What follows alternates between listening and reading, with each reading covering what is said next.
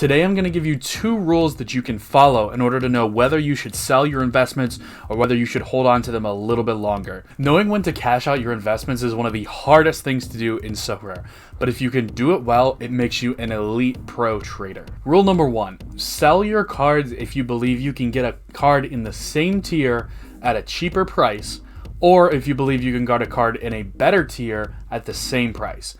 Essentially, if you can upgrade your card, then you want to sell your card and move it on for profit. If you have a card that's, let's say, is a solid starter, but you find a guy that's almost an elite player, and they're at the same price, then you want to sell your investment, cash it in, and go ahead and buy the new player at the higher tier. Same thing applies if you can find the same tier player at a lower price. So you can cash your guy in for 0.05 because they've already risen, but another guy is still out there on the market at 0.03. Sell your player, go and get the new player at the lower price. Rule number 2, sell your investments if you believe the market as a whole is going down and there's nothing special with your card. What I mean by special is if your card is coming back from injury and you expect them to break into the starting lineup, if they have a guy that transfers ahead of them and you expect them to break into the starting lineup, if you believe that your card is specifically going to go up when the entire market goes down, there better be some reason why you think that that's going to happen. Because generally, when the market as a whole goes down, everybody slowly goes down. So generally, you want to hold on to your investments as the market goes up, and then sell them as the market hits its peak and they start to go down, unless there's something special with your card specifically that makes it different from the market in general. So here we have a Luciano Acosta that I bought a little while ago. We're looking at the rare chart right now.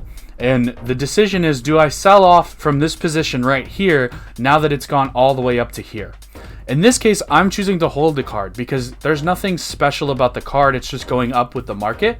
And I believe personally that this player is going to break out in a big way. So there's no way that I can upgrade his tier. There's no way that I can find a guy at the same tier for a lower price. So I hold this card despite the fact that I'm already 3 times higher than the card when I bought it. Now we look at a guy like Dane St. Clair. Dane was a guy that I was able to pick up for 0.004. However, his price has also risen with the market. The difference between Dane and Luciano is I can replace Dane. Dane is a substitute goalkeeper. He's not the starter for Minnesota. Right now, the price that I'm getting, I can go and buy a starter. So I can actually upgrade the tier at the same price.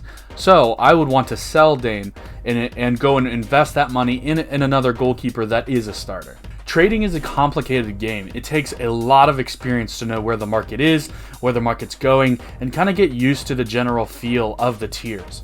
But once you get used to how everything works, you should have no problem with flipping cards for a pretty decent profit. Thanks for watching. Vamos United.